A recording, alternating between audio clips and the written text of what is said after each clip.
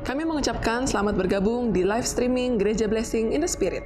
Dalam waktu 5 menit ke depan, kita akan melakukan kebaktian bersama. Sebelum kita mulai kebaktian, mari kita mempersiapkan diri untuk memuji dan menyembah Tuhan. Sambil menunggu kebaktian yang akan segera dimulai, kami akan memperkenalkan profil dari Gereja BES. Gereja BES pertama kali didirikan di tahun 2006 dan didirikan di Singapura.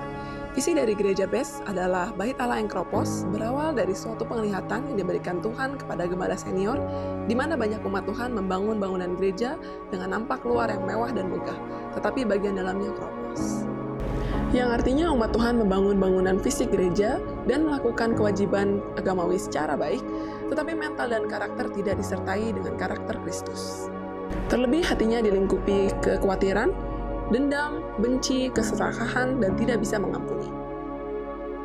Misi dari Gereja BES adalah menjadi gereja percontohan di akhir zaman dengan melalui kebaktian, membawa jiwa kepada Tuhan dan ajaran Yesus.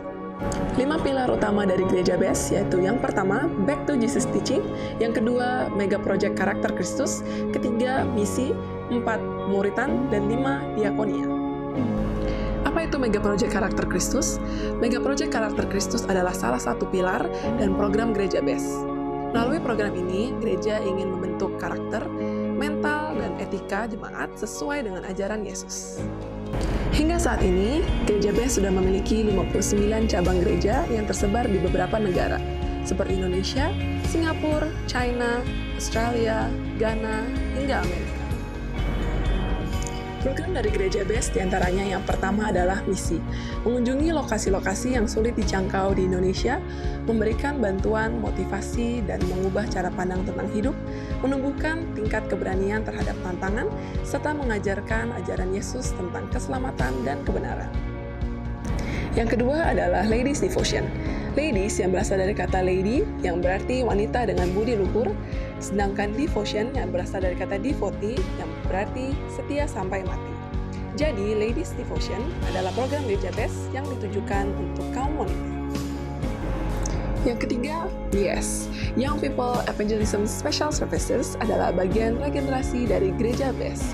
Visi Tuhan bahwa akan ada ratusan anak muda yang menyerahkan diri untuk Tuhan, mau melayani, dan menjadi hamba Tuhan.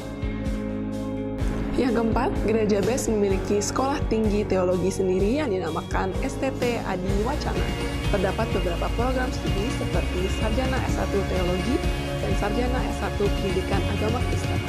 Untuk info lebih lanjut, saya langsung mengunjungi website di sttaw.ac.id. Sekarang saatnya kita akan memulai kebaktian live streaming pada hari ini. Selamat berbakti kepada Tuhan dan Tuhan Yesus memberkati.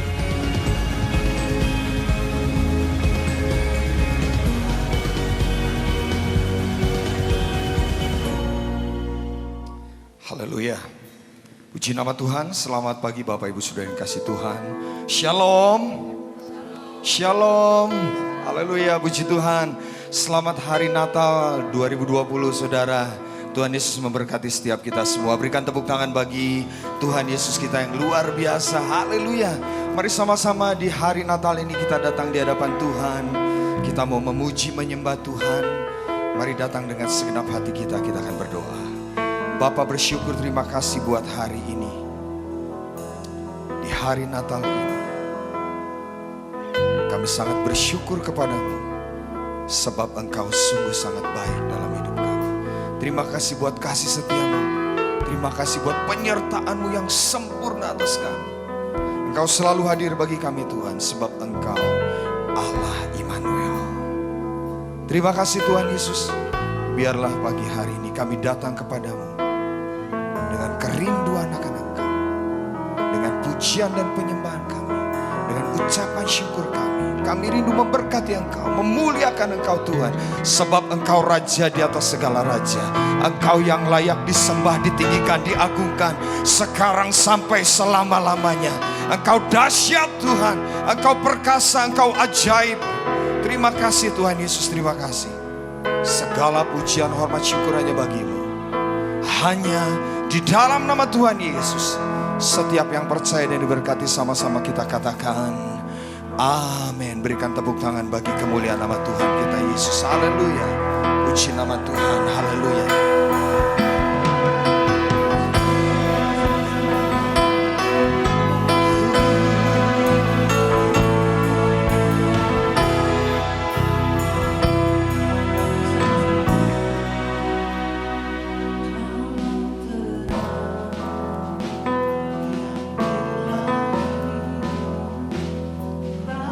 damai telah lahir, genap rencananya di dalam dunia.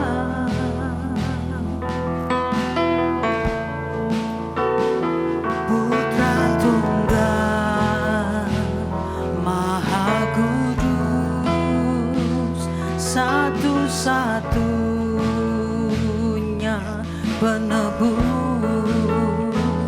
datang ke dunia sebagai jawaban. Mari bersama berkata, Juru Selamat dunia, Kristus Tuhan, Dia firman yang jadi manusia, bawa pengharapan bagi kita. Terima kemuliaan yang kekal. Al-Masiyah, Al-Masiyah, Maha mulia, penuh kuasa sempurna, sungguh layak terima segala pujian. Juru Selamat dunia, Kristus Tuhan, Dia firman yang jadi manusia, bawa pengharapan bagi kita. Terima kehidupan yang kekal. Juru Selamat dunia, Kristus Tuhan, Dia firman yang jadi manusia, bawa pengharapan bagi kita. Terima kehidupan yang kekal.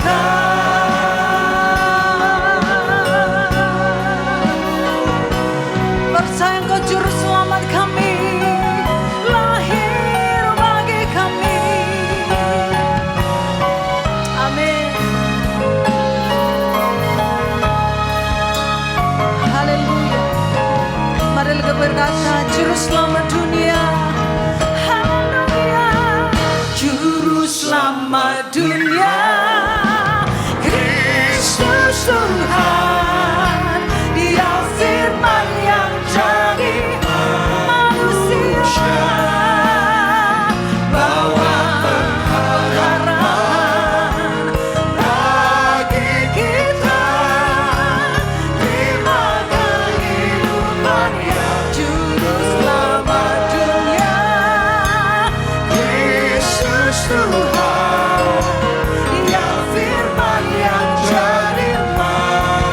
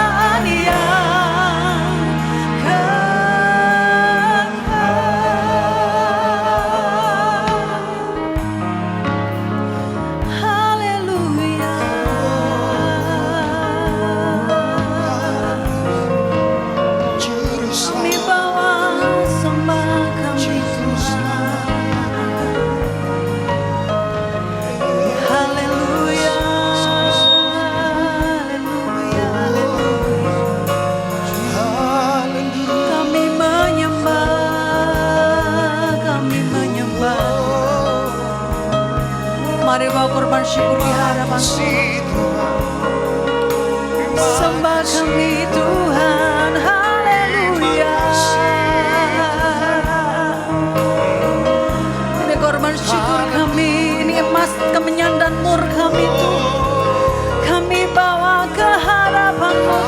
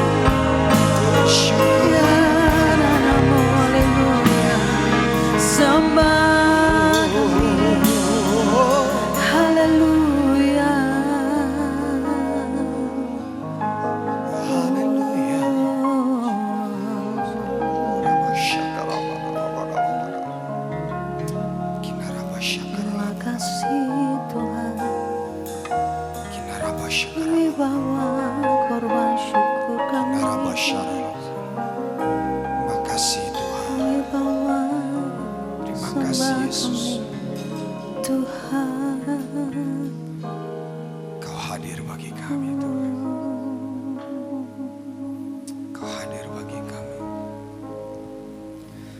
Firman yang jadi manusia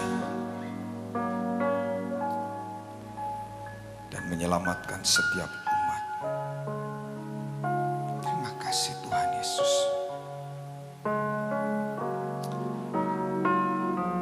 Firman jadi manusia, diam di antara kita. Ada hidup terang bagi manusia, Engkau datang bagi kepunyaanmu. Firman jadi manusia, diam di antara kita. Ada hidup terang bagi manusia, Engkau datang bagi kepunyaanmu. Sama-sama angkat tangan. Yesus Kaulah juru selamatku, ku akui Kau Tuhan bagiku. Kau terang bagi saat gelapku, Kau pintu bagi setiap jalan. Oh, Yesus Kaulah juru selamatku, ku akui Kau Tuhan bagiku. Kau terang bagi saat gelapku, Kau pintu bagi setiap jalan. Firman jadi manusia. Naikkan pujian yang lebih sungguh, katakan.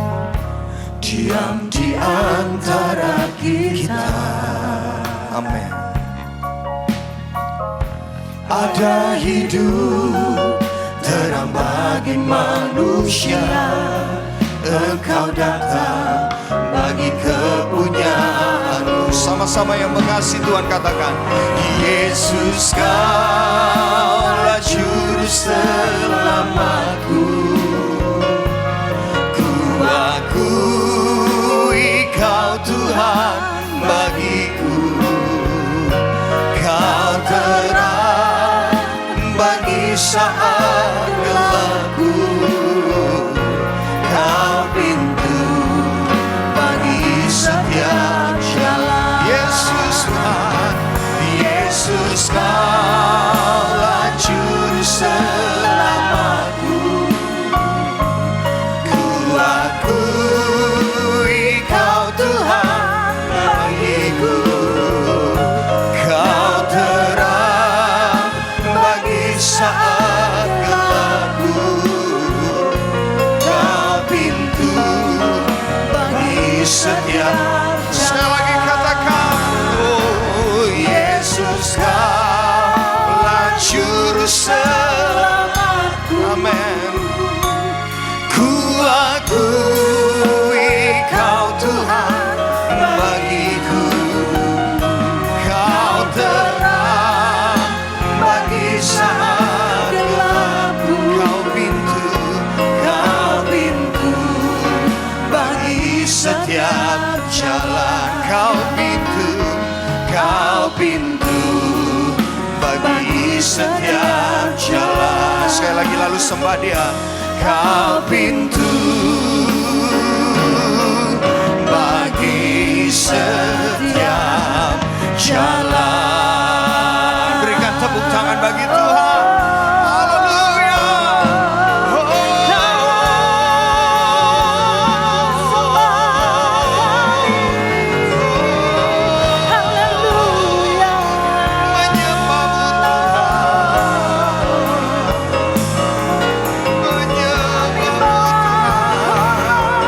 Mari sembah Dia, saudara.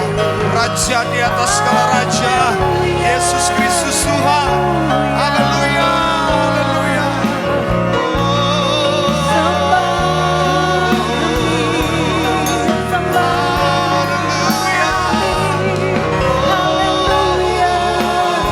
Sembah Kau Tuhan, sembah Kau Tuhan. Haleluya.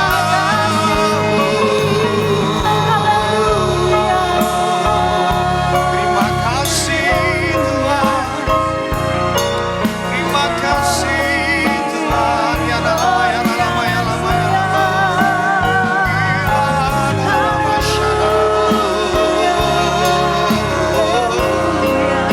Shalama, ya lama, ya lama, ya lama. Kami bawa sembah kami Yesus.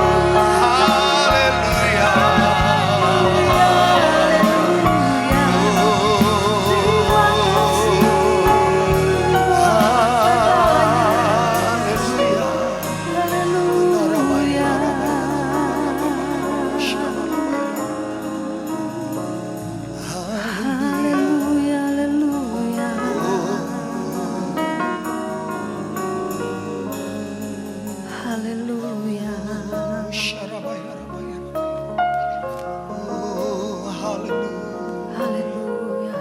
Terima kasih Tuhan.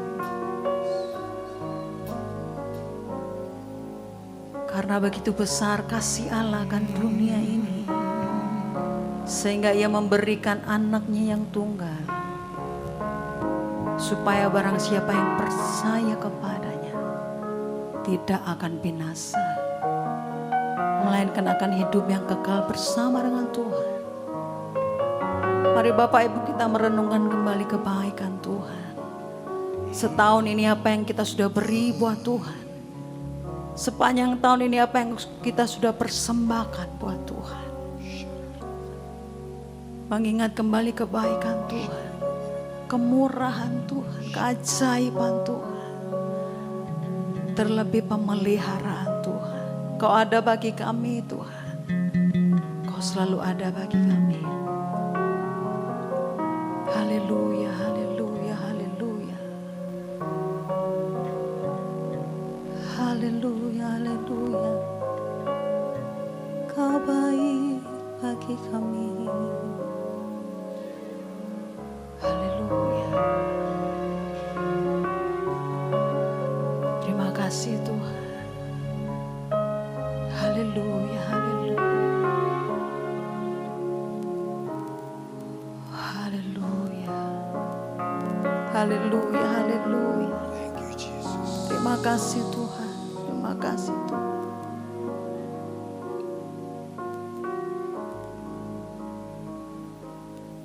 Oh, come, let us adore Him.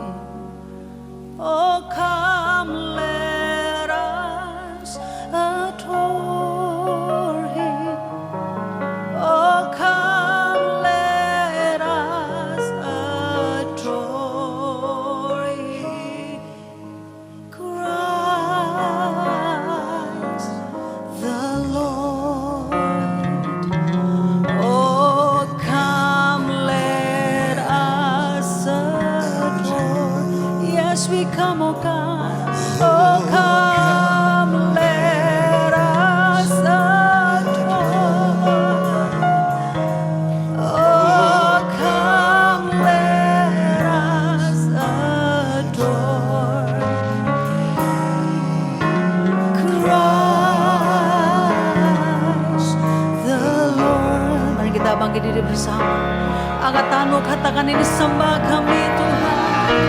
Sembah dan puji Dia. Sembah dan puji Dia. Sembah dan puji Dia. Sembah kami, sembah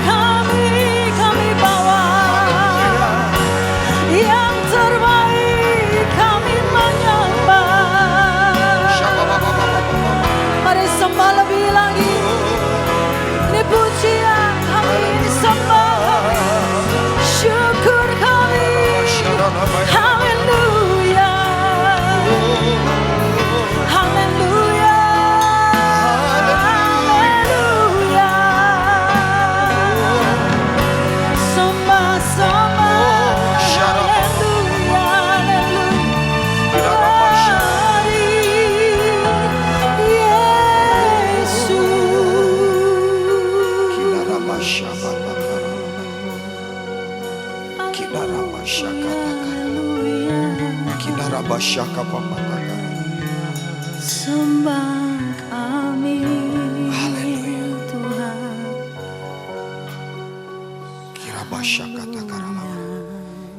Biar Engkau mendapati kami menjadi penyembah-penyembah benar di hadapan-Mu, yang menyembah di dalam roh dan kebenaran.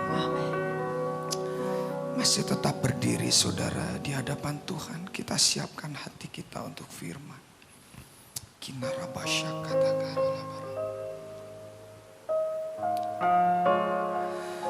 Setiap kali kami menyanyikan pujian ini Tuhan, kami selalu ingat akan kasih dan kebaikan.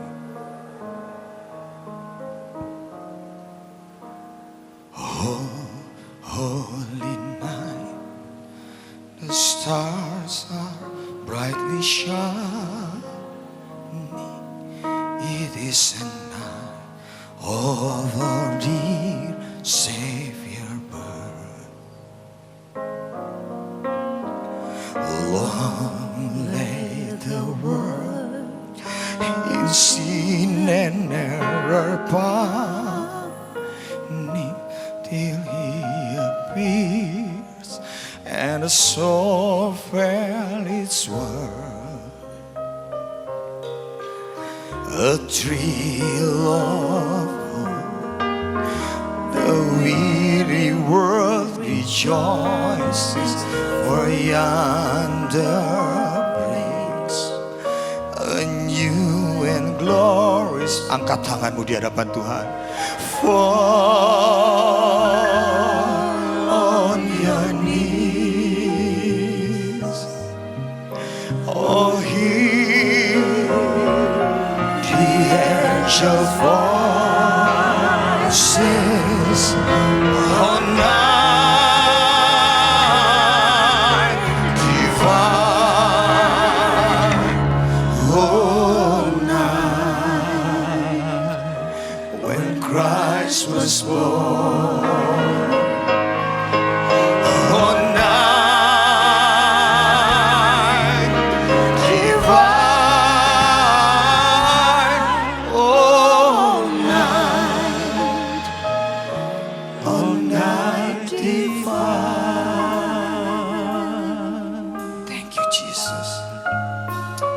Thank you, Lord Jesus. Haleluya. Katakan a thrill of hope. A thrill of hope. The weary world rejoices, for yonder breaks a new and glorious morn. Let's sing. Fall on your knees. Amen. Oh, hear the angels' voices. Oh, night divine. Oh, night when Christ was born. Oh, night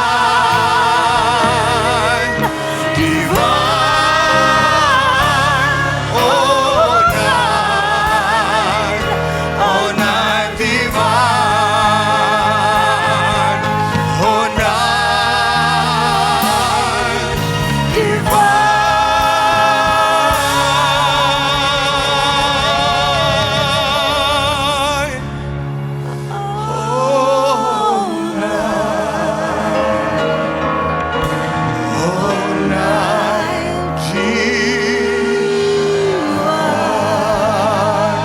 Berikan tepuk tangan yang paling meriah buat Tuhan kita Yesus Kristus. Haleluya. Oh, haleluya. Glory, haleluya, haleluya. Terima kasih Tuhan atas kelahiran Tuhan di muka bumi ini. Sehingga setiap kami orang yang percaya kepada Tuhan diberikan kuasa untuk menjadi anak-anak Allah. Dan ketika kita menjadi anak-anak Allah, Engkau curahkan Roh Kudus-Mu. Sehingga Engkau memberikan kepada kami bukan kuasa lagi, tapi kami boleh menjadi adalah anak-anak Allah. Oleh sebab itu Tuhan, satu proses yang luar biasa, yaitu antara engkau ketika turun ke dunia ini, di mana Roh Kudus telah mengandungnya. Oleh sebab itu Tuhan, di dalam kekristenan kami pada saat ini, kami bukan hanya percaya, namun kami mau dituntun oleh Roh Kudus, supaya kami bukan diberi kuasa, tetapi kami adalah anak-anak Allah. Memberkati setiap umatmu dimanapun mereka berada. Engkau sucikan setiap hati pikiran kami. Engkau memberikan kekuatan dan kemenangan. Mereka yang sakit, mereka yang dalam penjara, mereka yang dalam kesulitan, kegagalan, mereka yang lari dikejar-kejar, mereka yang mengalami kerugian. Tuhan, mereka yang putus asa, kehilangan segalanya. Bahkan mungkin kehilangan saudara, orang tua, kekasihnya. Kiranya Tuhan kau menghibur, memberi kekuatan, memberikan pemulihan, memberikan visi pengharapan yang baru, memberikan kesembuhan, kesegaran bagi mereka saat ini yang ada di rumah sakit. Tuhan, dalam perjalanan mereka yang tidak bisa mengikuti ibadah dengan baik, bahkan untuk online pun mereka mungkin tidak mampu karena fisik mereka, karena penyakit wabah ini. Kiranya Tuhan Engkau memberikan damai sejahtera, memberikan kekuatan, biar suasana Natal ini damai sejahtera. Keajaiban Natal boleh terjadi dalam kehidupan setiap orang percaya. Demi nama Tuhan Yesus Kristus, kami siap untuk mendengarkan firman-Mu. Haleluya. Amin. Amin. Silakan duduk. Merry Christmas. Selamat Hari Natal. Puji Tuhan, saudara dikasihi Tuhan. Kalau kita melihat tentang Natal ini, yaitu pertama kali kita hadapi dengan kondisi yang seperti ini, yaitu di mana ada wabah pandemi COVID-19. Sehingga banyak gereja-gereja dan umat Tuhan tidak bisa merayakannya, tidak bisa beribadah dengan baik, saudara. Bahkan terpaksa sebagian besar mereka mengikuti online. Bahkan mungkin juga bagi mereka yang sudah tidak di gereja, mereka juga tidak mengikuti online.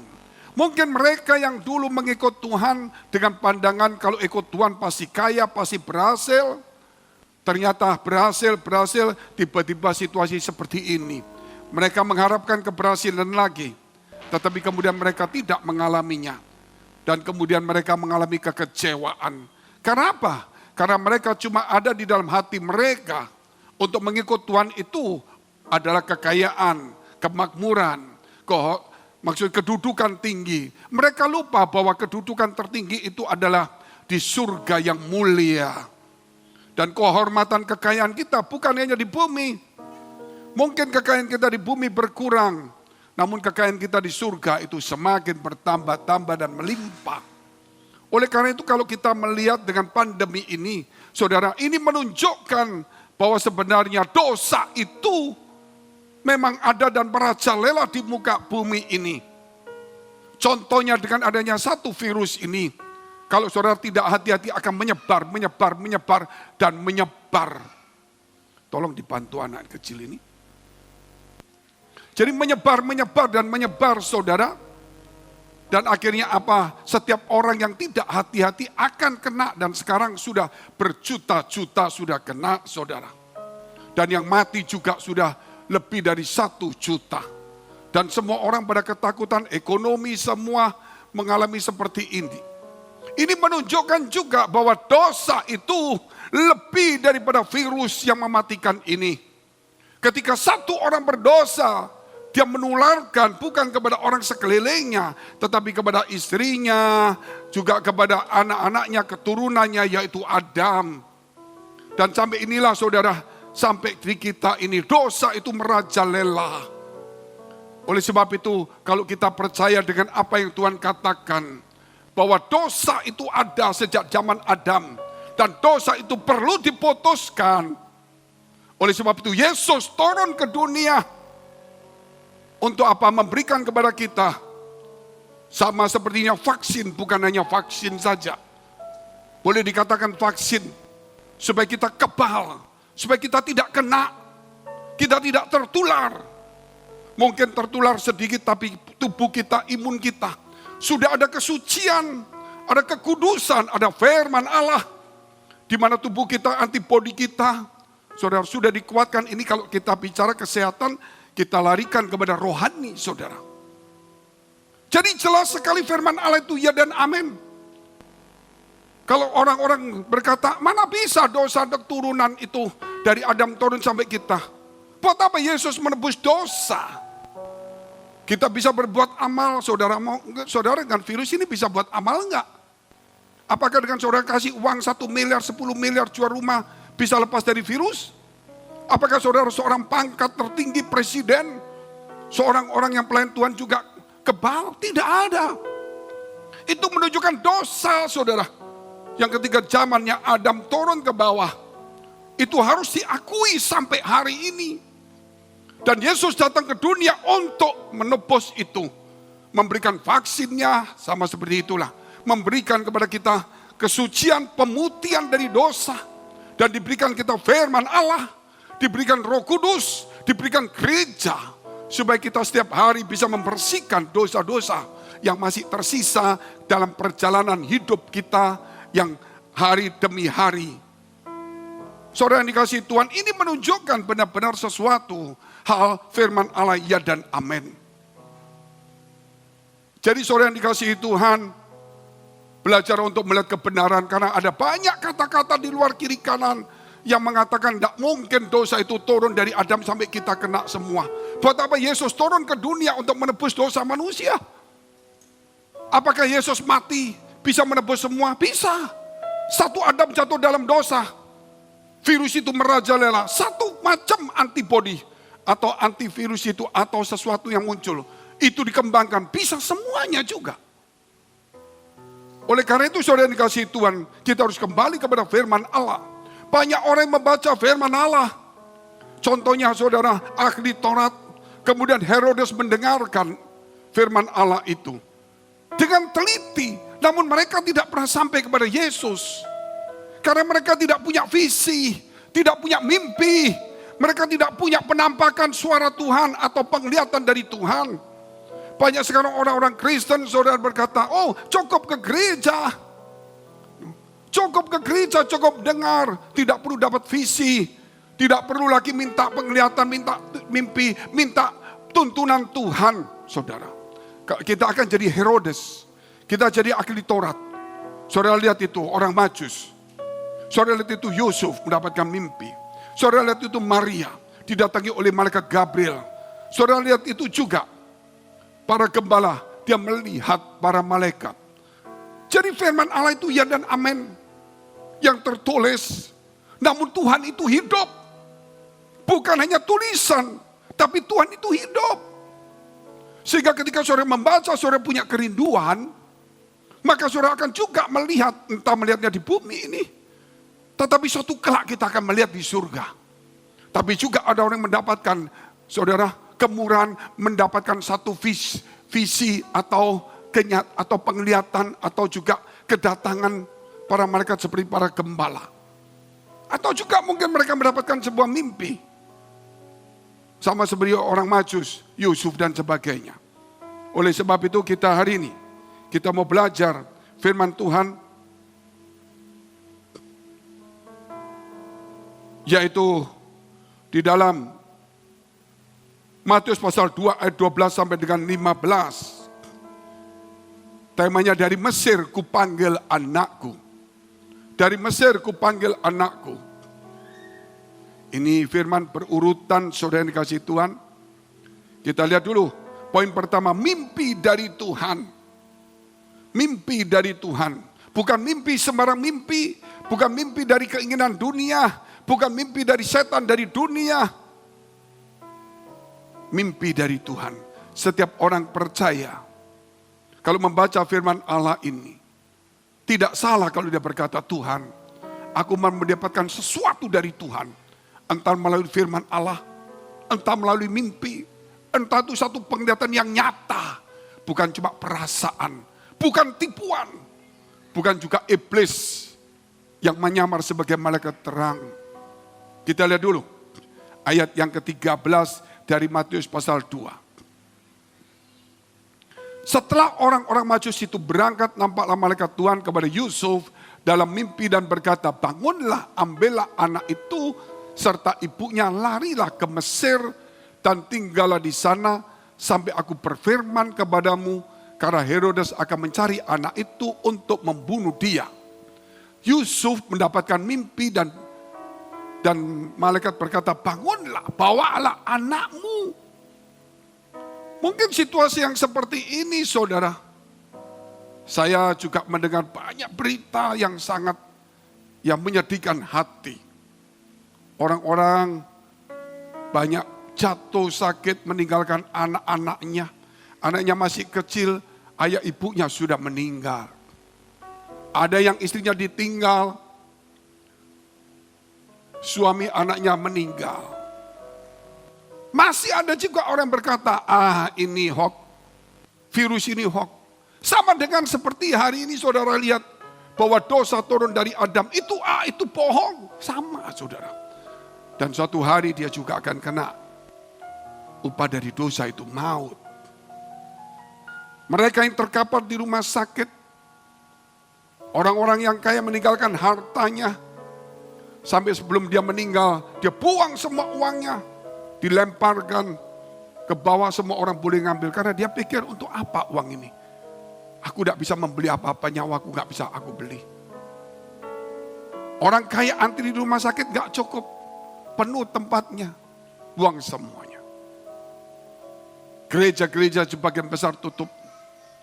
Online juga mungkin ada, saudara. Tetapi yang jelas hari ini, bukan hanya sekedar kita percaya. Mintalah mimpi dari Tuhan. Mintalah petunjuk dari Tuhan. Mintalah bimbingan dari Tuhan. Nyatakan kebenaran itu, saudara. Biar Roh Kudus itu menuntun kita. Bukan satu slogan. Yang saya lihat itu, saudara, gereja ini selalu punya slogan. Roh Kudus, dan penyanyiannya Roh Kudus. Tapi dalam kehidupannya, ketika situasi sulit ini, dia tidak memberikan dirinya dituntun oleh Roh Kudus. Dia memberikan dirinya dituntun oleh kekhawatiran, ketakutan, kecemasan. Yusuf juga, saudara, terancam. Karena adanya Yesus itu lahir. Tetapi diberikanlah mimpi, dilepaskan, dijauhkan. Ada petunjuk, ada bimbingan, ada arahan. Mungkin kita juga sama. Terancam bukan oleh Herodes jasmani. Mungkin Herodes penagih utang. Mungkin juga Herodes virus yang mematikan ini. Kita bukan disuruh lari ke luar negeri karena nggak boleh. Tetapi minimal, saudara, pasti Tuhan memberikan kepada kita petunjuk, bimbingan, arahan. Yang penting kita juga bukan sembarangan. Oh, nggak apa-apa kok, aku disertai Tuhan. Nanti Herodes datang di sini, nanti tahu-tahu dia tidak lihat saya, dibutakan matanya. Tidak seperti itu, saudara. Tetapi saudara juga harus minta bimbingan. Karena Tuhan itu nyata loh. Makanya kalau saudara lihat Natal ini, ada firman, ahli Taurat. Tapi ada juga malaikat. Ada juga bintang. Ada juga Yesus. Ada juga mimpi. Saudara, jadi itulah firman yang hidup. Jangan menjadikan firman ini sama seperti kitab suci yang di luar Alkitab. Yang hanya cuma bicara, mengajar seperti satu-satu seperti itu. Tapi firman kita itu hidup. Karena Allah kita itu nyata. Roh Kudus itu nyata. Ketika saudara membaca, bukan satu cerita. Ini menunjukkan keberadaan dia. Sehingga ketika engkau membaca, engkau sadar ada Tuhan, ada Roh Kudus. Dan itulah kita mau mendekatkan, mencari dia. Melalui bacaan itu timbul iman. Iman memunculkan satu gerakan, tindakan iman. Untuk mencari, menemukan atau menemui apa yang tertulis di Alkitab. Tuhan, malaikat, Roh Kudus, dan Allah itu sendiri. Abraham dijumpai oleh juga Allah. Jadi saudara yang dikasihi Tuhan, kita lihat ayat yang ke-12 mundur. Dan karena diperingatkan dalam mimpi, supaya jangan kembali kepada Herodes, maka pulanglah mereka ke negerinya melalui jalan lain. Siapakah ini? Orang Majus. Orang Majus. Masih Natal seperti ini. Kita khotbah tentang saudara bagaimana Yusuf mimpi 3 kali. Ya. Bagaimana pertama mimpinya tidak boleh menceraikan. Kedua suruh bawa ke Mesir. Ketiga suruh kembali. Orang Majus juga dapatkan mimpi. Saudara juga para gembala mendapatkan satu pernyataan terang. Kita khotbah seperti itu. Namun juga masih ada orang-orang berkata, kok bicara mimpi, kok bicara Tuhan datang. Apakah kita percaya Alkitab ini? Terus kita nggak percaya kalau Tuhan itu hidup dan bisa datang kepada kita. Lebih fanatik lagi kalau kita orang Pentakosta karismatik. Dikit-dikit Roh Kudus bicara, dikit-dikit Roh Kudus bicara. Saudara, tidak semudah itu bicaranya. Dia bicara pasti sesuatu yang penting. Terutama jiwa kita dan arah hidup kita. Bukan sedikit, aku disuruh jalan ke sini oleh Roh Kudus. Aku disuruh ke sini. Ya kalau untuk memberitakan Injil atau untuk membawa sesuatu berkat bagi orang lain. Tetapi kerap kali saudara, inilah ketimpangan antara yang tidak percaya dan yang terlalu percaya tetapi tidak tepat sasaran. Oleh sebab itu kita harus kembali ke tengah. Bukan hanya terlalu sensitif, tetapi kita perlu juga peka. Kita nggak bisa setiap hari datang, Tuhan aku makan apa menurut engkau. Tidak bisa. Ya doa Bapak kami itu saudara. Banyak orang yang lebih seperti saudara, kelihatan rohani. Tuhan suruh saya makan ini, suruh makan ini. Terlalu sensitif. Tapi ada juga orang berkata, ibadah kok bicara Tuhan datang, suara Tuhan. Ada juga. Dan khususnya pada Natal ini, mintalah mimpi dari Tuhan. Mintalah petunjuk dari Tuhan. Mintalah bimbingan dari Tuhan. Mintalah tuntunan dari Roh Kudus. Karena Tuhan dan Roh Kudus itu nyata. Suatu hari gereja akan hilang, tutup semua.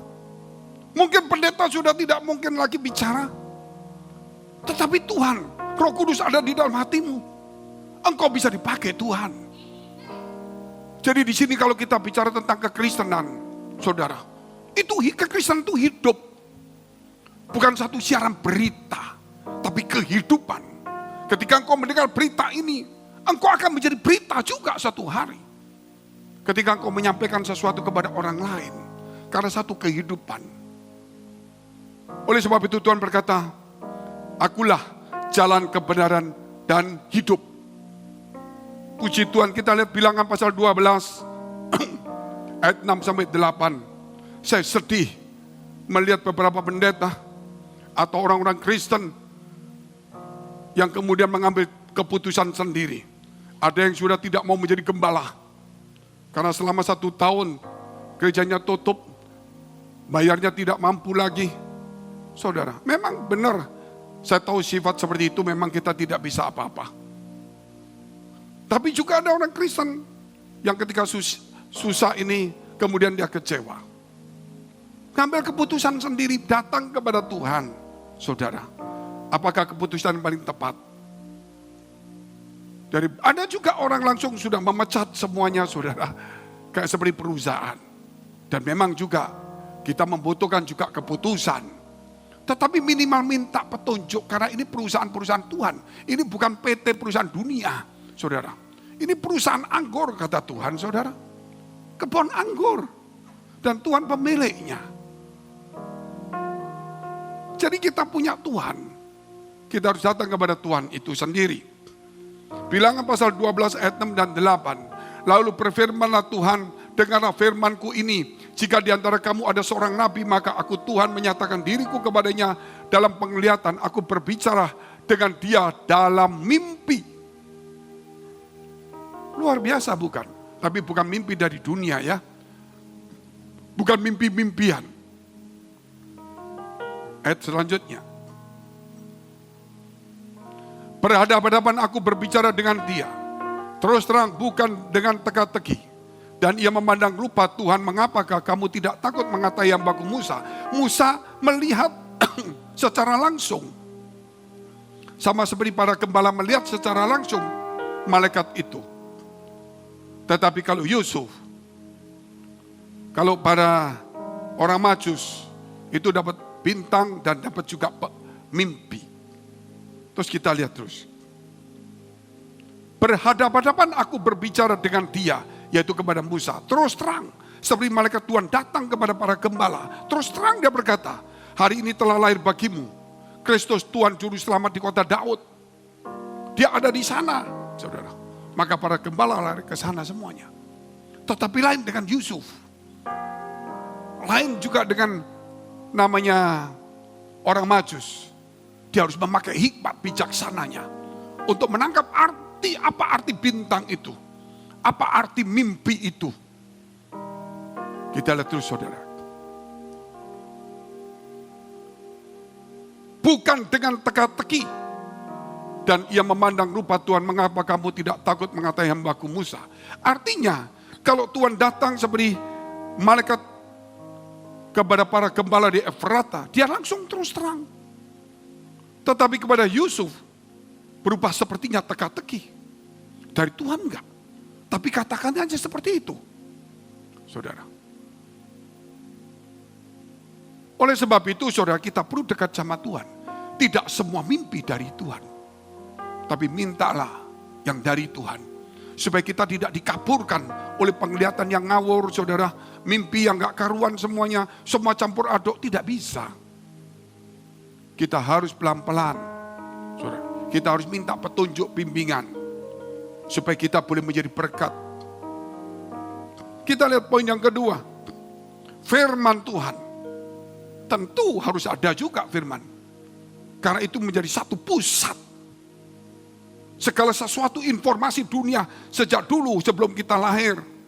Sudah ditulis dalam Alkitab supaya kita tahu. Sejarah yang paling lengkap. Saudara lihat itu sejarah Tiongkok cuma 5.000 tahun. Tidak bisa lebih karena dia tidak tahu kemana yang lalu-lalu itu tidak tahu. Yang lain juga hilang semuanya. Mungkin mereka itu sampai di Babel hilang karena bahasa dipindahkan semuanya. Bahasa bisa berubah semuanya. Hilang semuanya. Tapi mereka cuma membawa beberapa tanda-tanda yang menunjukkan adanya Tuhan itu. Tetapi Alkitab mengatakan jelas. Adam ada, di Taman Eden ada, Allah turun berbicara kepada Adam jelas. Tuhan melihat manusia jatuh dalam dosa jelas, diberikan penutup pakaian jelas, diberikan firman untuk mengatakan bahwa keturunan perempuan akan meremukkan kepala ular, dan keturunan ular akan meremukkan tumit daripada keturunan perempuan, dan sebagainya. Ada begitu luar biasa.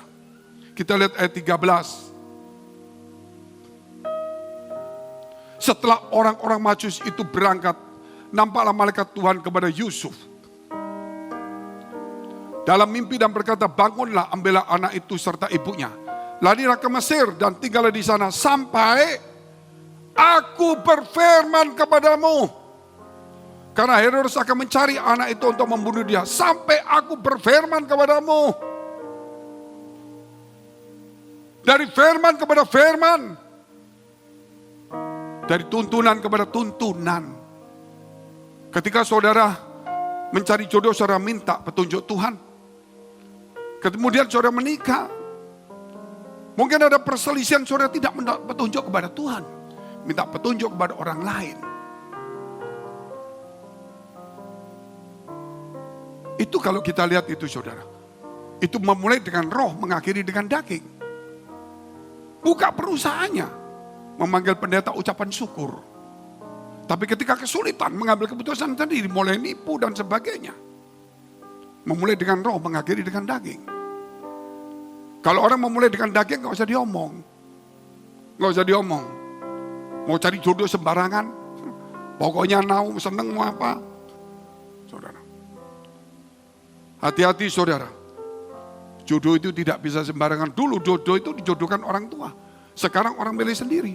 Tetapi ingat, kita orang percaya ada Roh Kudus yang nonton kita. Amin. Jadi bukan menurut hawa nafsu kita. Khusus untuk anak-anak muda. Mungkin bisa melalui pendeta, melalui orang tua untuk mengatakan ya atau tidak. Bukan menjodohkan, mungkin ada juga. Tetapi apa jelas Roh Kudus itu juga, saudara, orang tua kita. Walaupun kita sudah tidak ikut campur, namun Roh Kudus akan nuntun kita. Bukan roh kita sendiri, bukan maunya kita sendiri. Makanya saudara lihat sekarang itu, kejadiannya banyak kecelakaan. Karena orang sudah tidak ditonton Roh Kudus. Ayo memulai Natal ini kita kembali lagi. Kembali kepada Allah berfirman. Setelah kita percaya Allah berfirman. Setiap minggu kita datang di gereja. Mazmur 105 ayat 19. Sampai saat firman-Nya sudah genap. Dan janji Tuhan membenarkannya. Apa ini? Kepada siapa? Kepada Yusuf, anak daripada Yakub. Bukan Yusuf, suami Maria. Ini kisahnya di Mazmur. Sebelum Yesus lahir. Jadi Yusuf itu saudara, anak Yakub itu. Dia dibuang. Akhirnya dia jadikan budak. Akhirnya dia jadi pegawai Potifar. Akhirnya masuk penjara. Perjalanan hidupnya. Sampai firman-Nya genap. Maka dilepaskanlah dia. Menjadi orang yang memerintah. Sesuai dengan visi yang dilihat oleh Yusuf. Yaitu dia melihat 11 bintang tunduk menyembah dia. Bulan matahari pada dia. Menunjukkan bapak, ibu, dan 11 saudaranya akan menyembah dia. Ini satu teka-teki. Tetapi dia menangkapnya dengan bagus. Dan dia hidup di dalam situ terus. Ketika dia dibuang. Karena mimpi itu dia dibuang. Saudara. Dia mau dibunuh. Dia menjadi budak. Akhirnya dia kerja. Akhirnya dia dimasukkan dalam penjara. Sepertinya ditinggal oleh Tuhan. Mimpi itu gimana Tuhan? Sampai firman-Nya genap. Sampai firman-Nya genap. Penguasa melepaskan dia. Dan nubuatan itu terjadi. Tuhan berfirman kepada Yusuf. Bukan melalui seorang pendeta. Ketika saudara, sampai aku berfirman kepadamu, kapan berfirmannya? Ketika Herodes mati, maka Yusuf mendapatkan mimpi. Pulanglah, kembalilah bawa anakmu. Karena Herodes telah meninggal. Luar biasa enggak? Jadi Tuhan itu hidup, saudara. Kalau kita ada gereja, ada pendeta, saudara, luar biasa. Tapi minimal saudara percayalah bahwa Tuhan itu hidup. Gereja ini bukan cuman ya entertain saja. Untuk melihat sesuatu, untuk menyenangkan kita, bukan. Untuk mengenalkan Allah yang hidup itu. Yang kita bisa bergaul akrab dengannya. Mazmur 107 ayat 20. Disampaikannya firman-Nya. Dan disembuhkannya mereka. Diluputkannya mereka dari liang kubur. Tidak semua orang percaya. Terus ngantem COVID langsung saudara gak kena. Tetapi kalau kita berdoa. Itu mungkin kita mestinya ketemu orang ini. Dibatalkan sama Tuhan. Kita bisa ke sini. Sebenarnya kita di tempat ini ada orang yang bergerombol dan kena. Tapi tiba-tiba gak tahu kenapa ban mobil kita bisa saudara kempes. Kok kita batal? Diluputkan. Dan ada begitu banyak teman-teman saya juga pendeta yang telah dipanggil Tuhan melalui COVID. Tapi ada juga pendeta yang disembuhkan dari COVID juga. Firman, kembali kepada firman Allah. Saudara, kembali kepada firman Allah. Hari ini saudara sakit punya masalah. Tetap saudara ikuti peraturan. Karena kita orang yang taat. Sudah terlatih taat. Dan kita juga berharap sama Tuhan. Dan disitulah kekuatan. Ora et labora. Bukan cuma doa terus nantang. Tapi ora et dan labora. Orang yang berhikmat. Ketika ada malapetaka bencana. Dia tidak mendatanginya. tapi dia menjauh. Orang yang tidak berhikmat, walaupun dia orang beriman, ada bencana dia datang, itu tidak berhikmat. Kecuali memang kalau Tuhan suruh kepada dia sebagai martir. Sama seperti zaman dulu, para tokoh-tokoh Kristen. Orang lepra tidak bisa didatangin karena nular. Seperti virus ini, diasingkan di satu tempat. Seperti kita di karantina. Tetapi mereka melihat siapa yang melayani orang lepra ini. Makanan, cari air. Akhirnya orang yang sehat, pendeta, pastor, satu orang yang sehat datang melayani. Walaupun dia pakai apapun, akhirnya tertular juga. Nah itu lain, saudara. Panggilan. Kita lihat Yesaya 55 ayat 11. Kembali kepada firman Allah. Demikian firmanku yang keluar dari mulutku. Ia tidak akan kembali kepadaku dengan sia-sia. Tetapi ia akan melaksanakan apa yang ku kehendaki. Dan akan berhasil dalam apa yang ku suruh kepadanya. Kalau saudara menangkap firman Tuhan ini. Saudara ulangi dari YouTube nganggur-nganggur saudara.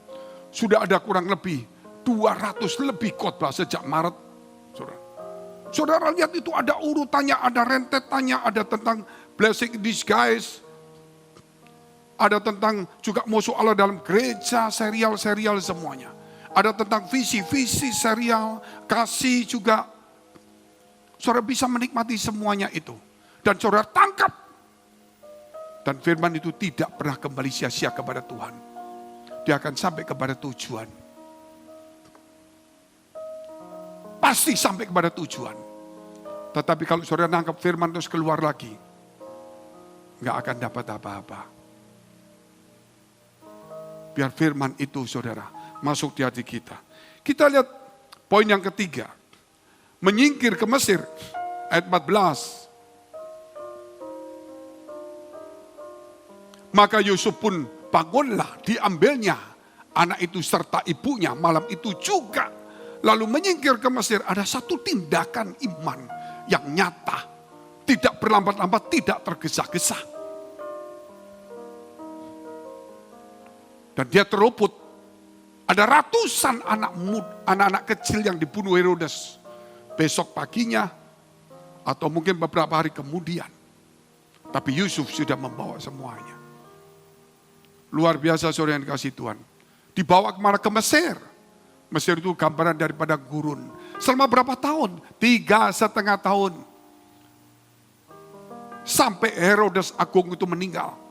Maka kemudian ada Herodes anaknya yang membunuh papanya sendiri. Herodes yang hendak membunuh Yesus itu namanya Herodes Agung. Itu orang Edom, keturunan Lot. Akhirnya dia, saudara, dibunuh oleh anaknya sendiri. Kemudian anaknya menjadi raja bernama Herodes Archelaus. Kalau di Alkitab tulis Herodes, saudara bingung. Kok ada Herodes mati, kok Herodes lagi? Makanya perlu mendengar firman Tuhan, saudara, yang baik. Nah 3,5 tahun itu kalau saudara lihat, mana buktinya kisahnya? Mungkin saudara bisa bandingkan dengan Wahyu 12. Sayangnya Wahyu 12 ini banyak penafsiran tentang Wahyu itu bukan bicara tentang Yesus. Tapi bicara tentang nanti akhir zaman. Ada gereja sempurna yang akan dilarikan di padang gurun. Dikasih burung sayap nasar dilindungin. Tetapi kalau saudara lihat Wahyu 12 itu. Ada peperangan di surga. Malaikat Mikael beserta dengan malaikat-malaikatnya. Berperang dengan iblis beserta dengan malaikat-malaikatnya. Kemudian iblis dikalahkan. Tidak lagi dapat tempat di surga. Dia diturun di bumi. Maka dikatakan celakalah bumi. Karena iblis dengan marahnya dia akan menghancurkan atau merusak. Dan terutama untuk memerangi orang-orang yang percaya Yesus. Tapi sebelumnya saudara melihat ada seorang perempuan yang persalutkan bulan, bintang, dan matahari. Itulah menunjukkan siapa saudara? Israel. Melahirkan seorang anak. Dan kemudian naga itu atau air bah itu hendak memakannya. Maka dibawalah ke satu tempat. Ya kita boleh lihat itu Wahyu 12 saja. Tapi saya mau tidak terangkan. Karena pandangan itu bisa di pandangan orang itu gereja sempurna. Kalau saya lebih menekankan gereja sempurna ya sekarang ini saudara. Tetapi arti itu apakah? Ya silakan saudara boleh artikan sendiri-sendiri. Tetapi kalau menurut pandangan saya, itu juga menunjukkan tentang waktu Yesus lahir dan kemudian peperangan di surga. Dan iblis tidak lagi ada di tempat di surga. Sehingga iblis tidak bisa datang kepada Tuhan seperti dia datang kepada Tuhan berkata, Ayub ini loh. Dia bisa mendakwa. Tetapi waktu Yesus itu saudara datang ke bumi. Dan kemudian dia mati di kayu salib. Iblis tidak dapat tempat lagi di surga. Sehingga tidak ada iblis datang kepada Tuhan berkata, ini loh si Fengki, ini loh si A, si A, si B. Saudara, tidak ada lagi pendakwa. Pendakwanya ada di bumi ini. Saudara boleh baca kitab Wahyu 12 saja secara singkat. Karena saudara kalau menurut khotbah ini nanti saudara akan menjadi bertentangan dengan orang lain. Tapi ini satu pandangan yang berbeda. Tetapi minimal memberikan contoh yang sudah terjadi. Yang belum terjadi silakan tafsir masing-masing. Kita lihat dulu Wahyu 12. Saya bacakan aja gak apa-apa semuanya. Sudah tadi saya ceritakan. Wahyu 12 ayat 1. Maka tampaklah suatu tanda besar di langit. Seorang perempuan berselubungan matahari dengan bulan di bawah kakinya. Dan sebuah mahkota dan dari 12 bintang di atas kepalanya. Itulah menunjukkan keturunan Israel. Yang seperti Yusuf mimpi itu. Terus. Ia sedang mengandung. Dalam keluhan dan penderitaan hendak melahirkan. Ia berteriak kesakitan. Itu Maria. Maka tampaklah suatu tanda yang lain di langit. Dan di atas seekor naga merah padam yang besar. Berkepala 7 dan bertanduk 10. Itu menunjukkan Roma. Dan di atas kepalanya ada 7 mahkota. Dan ekornya menyeret sepertiga dari bintang-bintang di langit. Itulah iblis. Dan melemparkannya ke atas bumi. Dan naga itu berdiri di hadapan perempuan yang hendak melahirkan itu. Untuk menelan anaknya. Segera sesudah perempuan itu melahirkan. Inilah Herodes saudara. Yang dipakai iblis. Itu kalau pandangan yang sudah ada. Sekali lagi yang sudah ada. Kalau mau menafsiran akan datang, silakan cari tafsiran sendiri. Itu ada banyak tafsiran yang berbeda. Terus saya lihat. Maka ia melahirkan seorang anak laki-laki yang akan menggembalakan semua bangsa dengan gada besi. Itulah Yesus, Tuhan Gembalaku, saudara. Tiba-tiba anak itu dirampas dan dibawa lari kepada Allah dan ketakutannya. Siapakah itu? Perempuan itu lari ke padang gurun di mana telah disediakan satu tempat baginya oleh Allah supaya ia dipelihara di situ 1260 hari lamanya, 3,5 tahun. Maka timbullah peperangan di surga. Mikael dan malaikat-malaikatnya berperang melawan naga itu dan naga itu dibantu oleh malaikat-malaikatnya. Tetapi mereka tidak dapat bertahan. Mereka tidak mendapat tempat lagi di surga. Dan naga besar itu si ular tua yang disebut iblis atau Satan. Yang menyesatkan seluruh dunia dilemparkan ke bawah. Ia dilemparkan ke bumi bersama-sama dengan malaikat-malaikatnya. Dan aku mendengar suara nyaring di surga berkata, sekarang telah tiba keselamatan. Kapan keselamatan itu muncul? Kapan keselamatan muncul? Apakah akan datang? Saat itu juga. Ya, saat Yesus turun ke dunia. Dan kuasa dan pemerintahan Allah kita. Dan kekuasaan dia yang diurapinya. Karena telah dilemparkan ke bawah pendakwa. Saudara-saudara kita yang mendakwa mereka siang dan malam di hadapan Allah kita. Dan mereka mengalahkan dia oleh darah anak domba. Dan oleh perkataan kesaksian mereka. Karena mereka tidak mengasihi nyawa mereka sampai ke dalam maut. Karena itu bersukacitalah hai surga dan hai kamu sekalian yang diam di dalamnya. Celakalah kamu hai di bumi laut dan laut. Karena iblis telah turun kepadamu dalam geramnya yang dahsyat. Karena ia tahu bahwa waktunya sudah singkat. Dan ketika naga itu sadar bahwa ia telah dilemparkan di atas bumi. Ia memburu perempuan yang melahirkan anak laki-laki itu. Kepada perempuan itu diberikan kedua sayap dari burung nasar yang besar. Supaya ia terbang ke tempatnya di padang gurun. Di mana ia dipelihara jauh dari tempat ular itu selama 1 masa, 2 masa, dan setengah masa 3,5 tahun.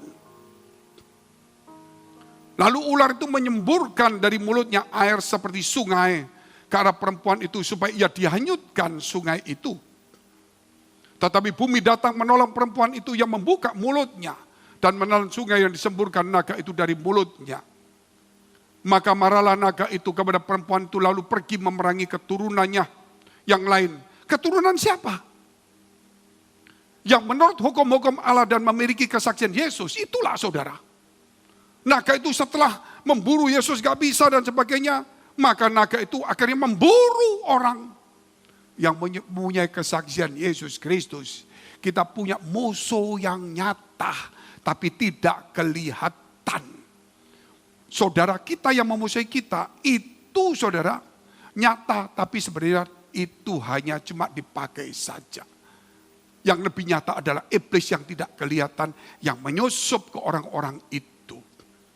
Jadi melalui cerita ini saudara bisa bayangkan, bandingkan sendiri. Bandingkan sendiri. Saudara baca berulang-ulang. Ini memang sesuatu yang perlu kita bicarakan. Karena pandangan gereja sudah cukup lama bicara tentang sesuatu. Dan kita memberi sesuatu, ya pandangan untuk sesuatu supaya kita lebih kaya akan pandangan. Oleh sebab itu saudara, kenapa saya buka gereja ini?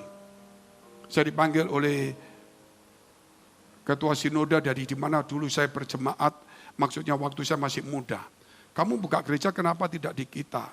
Maaf Pak Pendeta, saya bukan berarti tidak mau membesarkan di mana dulu saya bergereja waktu muda.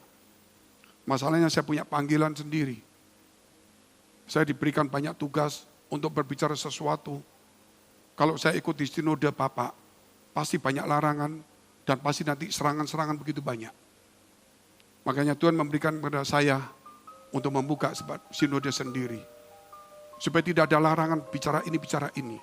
Tetapi apa yang Tuhan berikan kepada saya di hati saya, melalui apa yang saya dapatkan sesungguhnya, saya mau sampaikan satu terobosan besar saudara.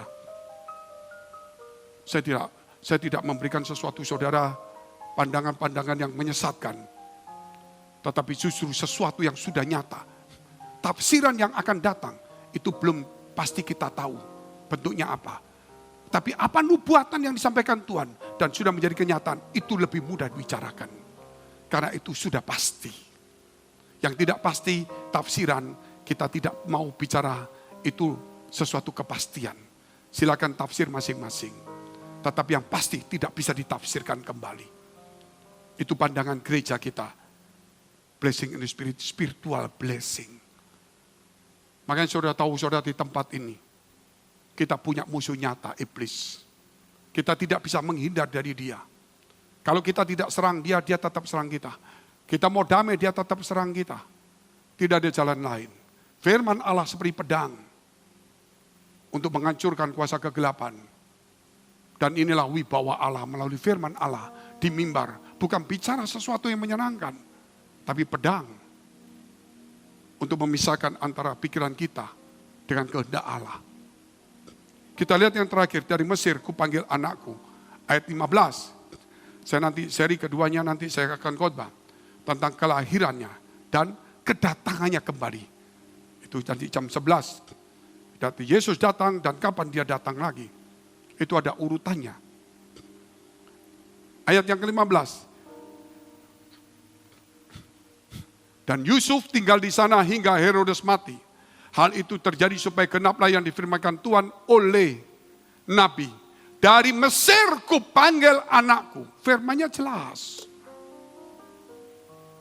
Kenapa saya berpikir, kenapa Yusuf ya? Kok Tuhan buat harus pergi ke Mesir? Saudara lihat itu. Kenapa orang yang dikasih ini harus menderita di Mesir?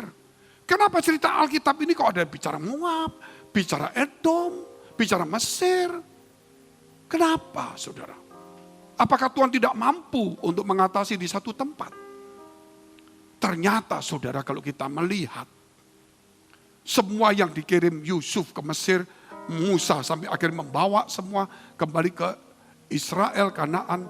Semua Semuanya itu ada hubungannya dengan Yesus Kristus. Amin. Jadi Tuhan bikin skenario. Secara manusia, secara nabi-nabi yang dipakai, semua larinya kemana-kemana. Itu semua mengerucut kepada Yesus Kristus. Dari Mesir ku panggil anakku. Luar biasa, saudara. Buat apa? Kalau menurut saudara, nggak perlu. Tetap aja di Bethlehem. Tuhan lebih hebat dari Herodes. Ditaruh satu tempat aja, dia tidak bisa melihat. Bisa. Tapi kenapa sebenarnya Tuhan kok pergi ke Mesir? Untuk menggenapi setiap firman Nabi Tuhan. Kenapa Yusuf pernah ke Mesir? Kenapa Musa dari Mesir dibawa? Semua ada hubungannya semua. Kenapa harus tanda darah? Semua ada hubungannya. Yang ada tanda darah, tidak ada kematian. Menunjukkan kalau ada tanda darah Yesus, kematian kekal tidak ada. Semua ada hubungannya. Saudara, kita lihat dalam kitab Hosea 11 ayat 1 yang terakhir. Kita bangkit berdiri, kita bacakan bersama-sama.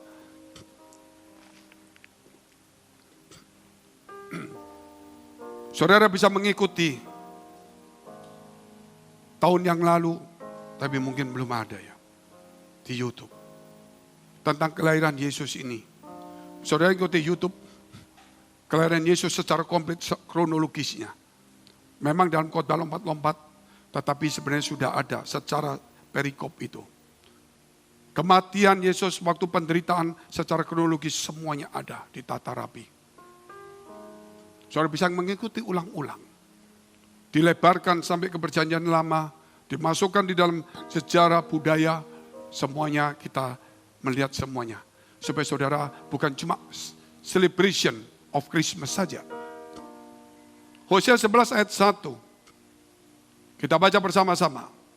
Ketika Israel masih muda, ku kasih dia. Dan dari Mesir, ku panggil anakku itu. Anakku itu. Dari Mesir, ku panggil anakku. Hosea itu ratusan tahun sebelum Yesus lahir. Semua yang kejadian Yesus itu telah dinubuatkan ratusan bahkan ribuan tahun. Makanya ketika Yesus berkata bahwa semua nabi-nabi telah berbicara tentang Yesus Kristus. Semua tokoh-tokoh Alkitab, Abraham semuanya ada bungkusan tentang Yesus Kristus. Kok bisa? Bisa. Ketika Abraham hendak membunuh anaknya, dikorbankan. Karena Tuhan yang minta korban itu.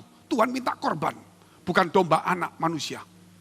Ketika Abraham hendak membunuhnya, Tuhan berkata, tidak Abraham, cukup. Jangan lakukan.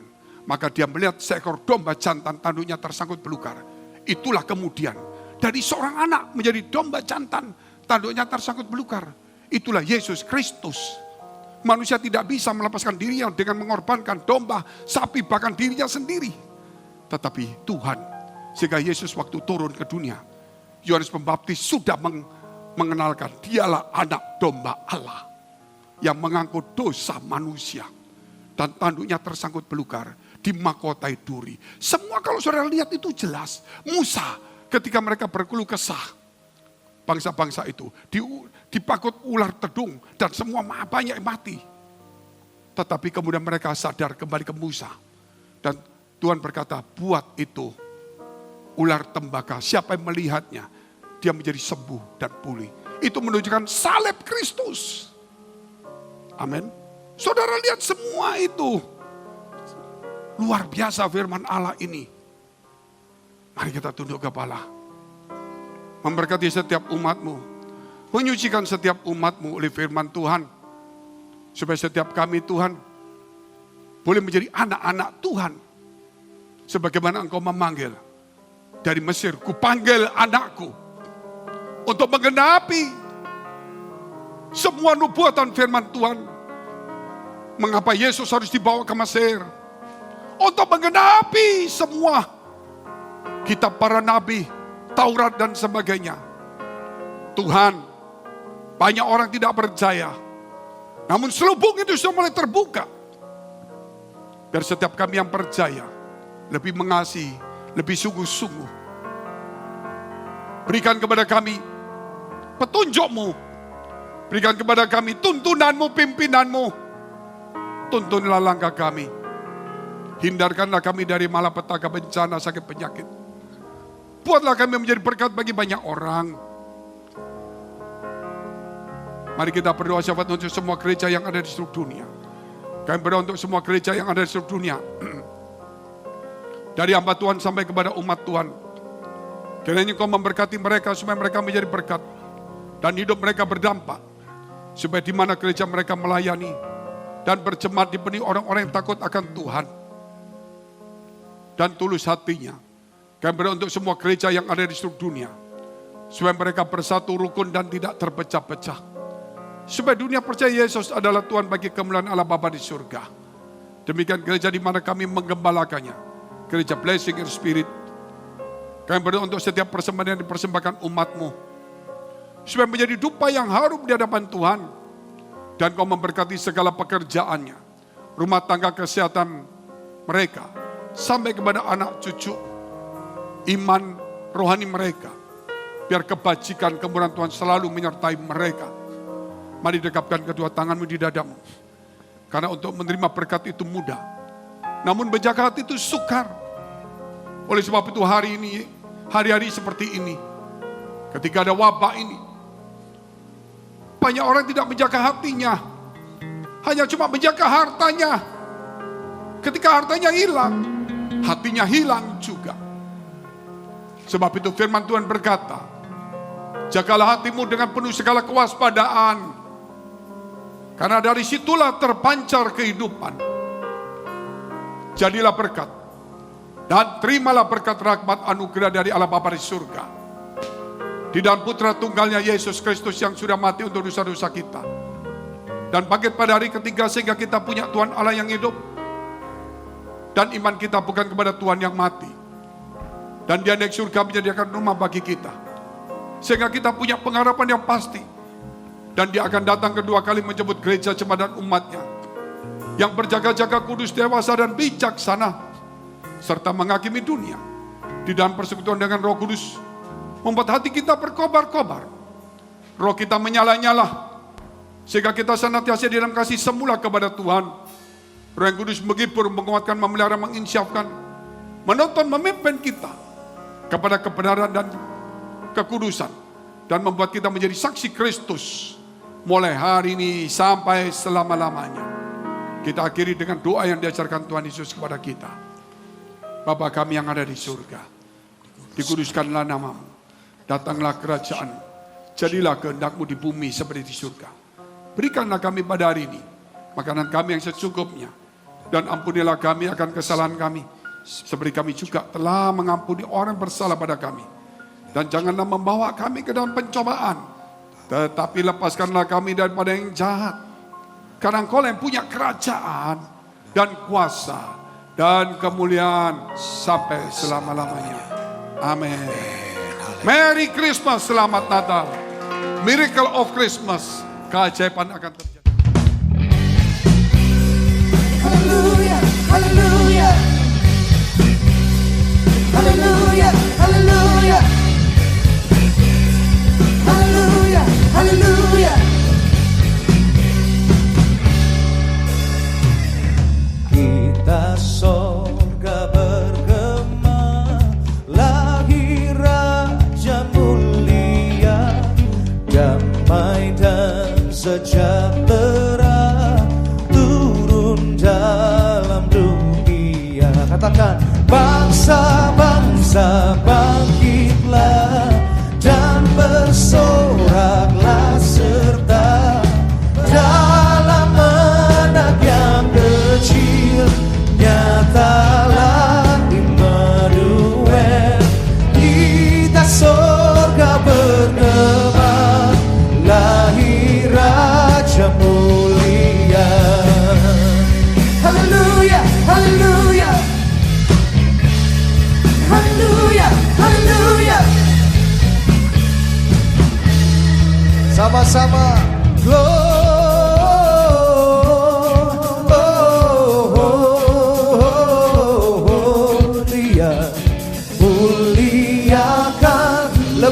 katakan Gloria. Gloria.